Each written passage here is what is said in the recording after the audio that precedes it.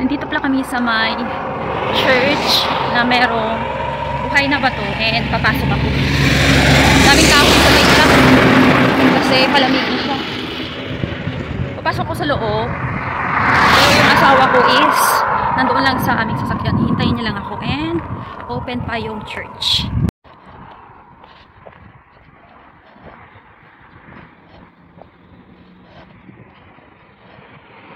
Ito yung church entrance.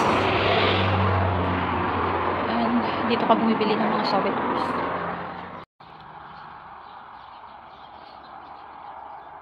Ang ganda ng mga roses, oh. Ang lalaki. Ito is ang ganda ng kanyang pagka-bloom.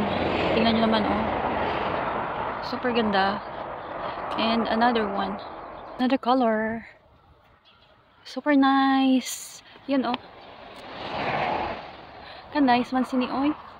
Then dyan yung kanilang toilet.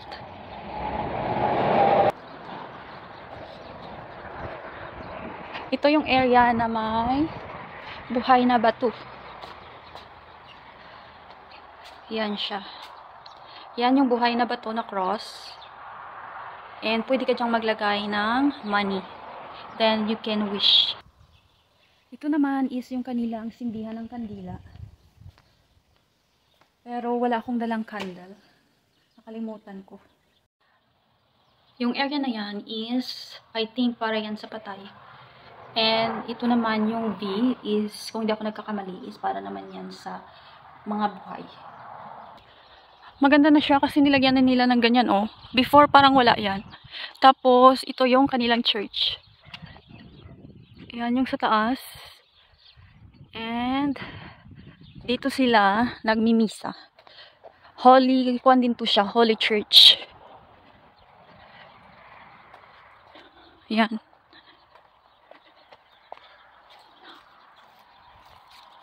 Ganyan yung itsura. Kita nyo naman na super linis and kapag pumunta ka dito is nakaka-relax talaga siya. Then, isang factor na nakaka-attract dito is yung wood, yung ginamit nila sa pag-build ng bisirika or church and even this hotel na tinutuluyan ng kanilang mga madre. During Holy Week, super dami talaga ang mga deboto yung dumadagsa dito para mag-attend ng Mass.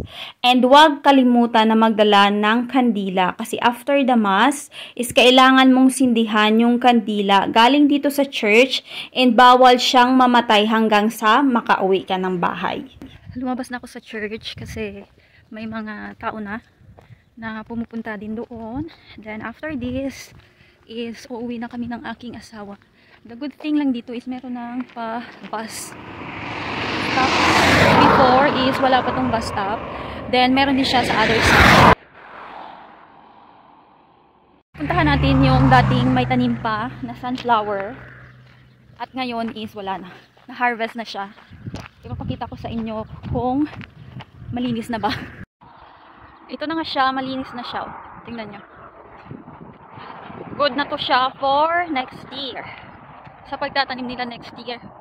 I think pag-start yata ng spring, kapag nag-start yung spring na wala ng snow, magsa-start na rin silang magtanim ng kanilang product pero hindi siya sunflower. Yung sunflower kasi is every summer lang. So ewan ko kung ano yung ilalagay nila dito. Malamig na. Nilalamig na ako. So babalik na ako sa car.